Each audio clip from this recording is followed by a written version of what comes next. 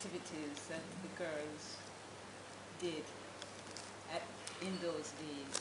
I can't think of anything quite nice. They were so well behaved that they never did anything mischievous. No, I think the ones I left behind were more mischievous than the ones here.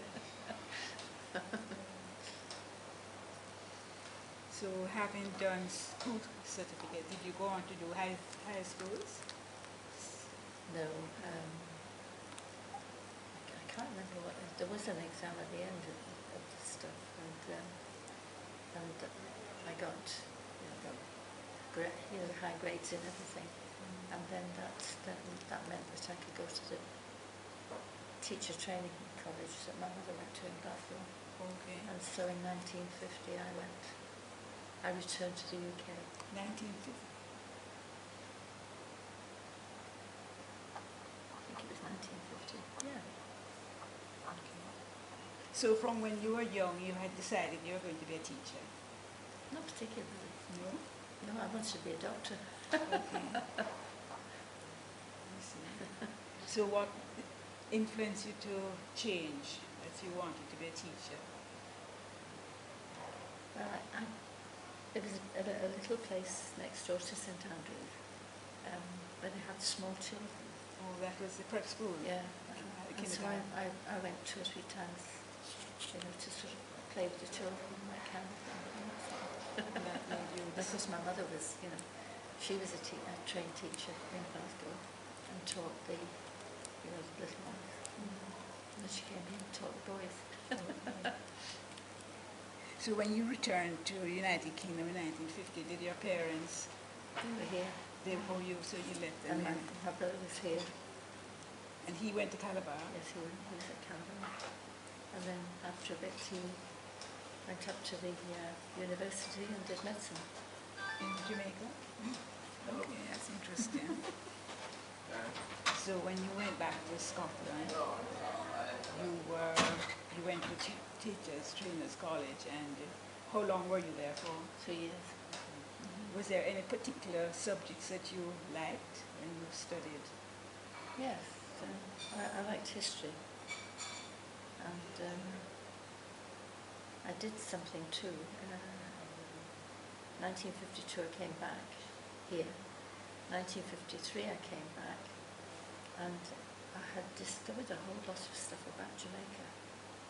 And I went down to the institute, got out all sorts of books, wrote up the stuff about Jamaica, and I've got it with me. I haven't got it with me just now. It's upstairs. But the whole thing, yeah. And took it back to the teacher training college that I was at, and the history bloke who had said to us, "Now you've got 4 months holiday," which we did have every year, and 4 months. And he said, "I suggest that you try and find a lot about your where you were born, what you did, who was who, and what, and try to find a kind of family tree or something like that." And it had to be in Scotland. And I went to it and I said, "Sorry, mate, I'm not going to be in Scotland. I'm going to be in Jamaica." So he said, "Oh, well, do something with that." He said. That was what I've still got the thing. I mean, I hand wrote the whole stuff, went out down to the institute, drew all my little pictures, and I've got it upstairs. And somebody said to me, "Why don't you print it?" Yeah. So that was one of the things. Yeah.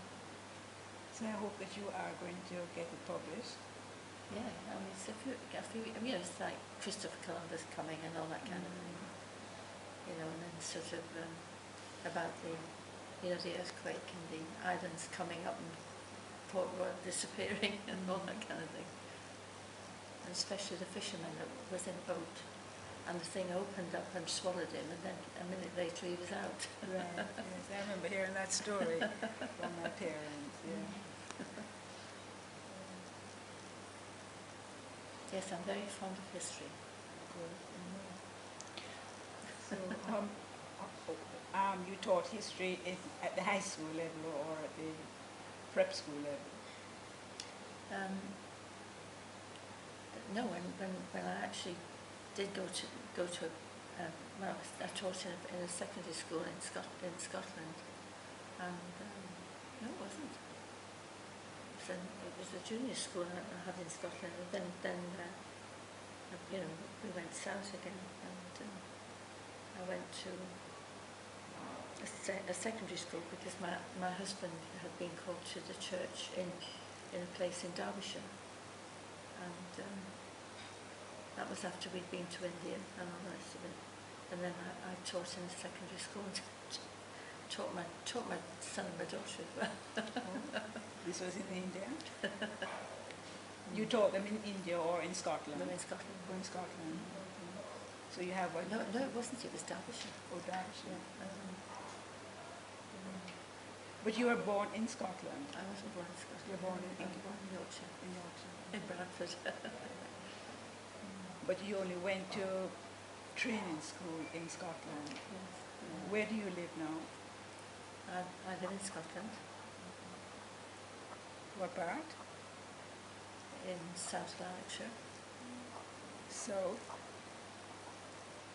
Lanark. Lanark. L-A-N? Yeah, Lanarkshire. And it's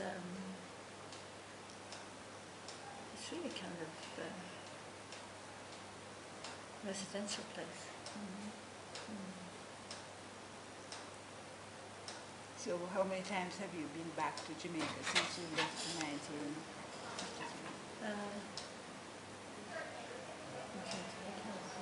Yeah, I came back 50 years ago.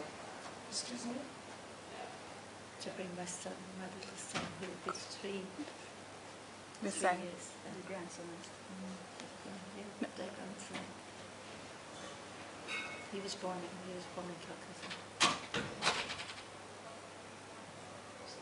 And then, yeah. That's an Indian. Grandpa, yeah. And they were in the new place, Red Hills. And there was a bungalow there. And so I had Ian with me, and then after a little while, my brother had said to me, look, I've got medical exams to do soon. I said, okay, don't worry, we will not stay on. Yeah, so. Anyway, little boy has become a maxillofacial consultant surgeon. In the United Kingdom.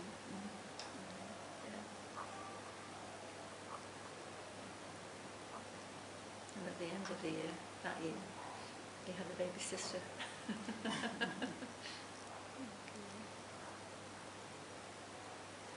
So what is there that you like about Jamaica or you dislike about Jamaica? There's nothing I dislike about it. Yes. Okay. What is it there that you like about Jamaica? I just think it's, you know, even looking at the map, you know, sort of seeing where things are and this, you know, I think, yeah, it's okay. So do you keep in contact with anybody in Jamaica on a regular basis? Yes, there was one person, and her father was a doctor. What was his name? The school was here, and there was a road across the top, and there was one of the houses up there where she lived, and her name was. God, I should have brought my photographs. Okay. She was. I called her Paddy. I mean, I couldn't remember all the names together, and yes, so she was a good friend of mine, and we were in Youth for Christ together, and all that stuff, and going to Mullins. Mullins camp, yeah, and I went as officer for about 3 or 4 times. The job I got was to be the swimming person, so that if anybody got into a frenzy in the tank, I'd fish them out. But I'm sure you weren't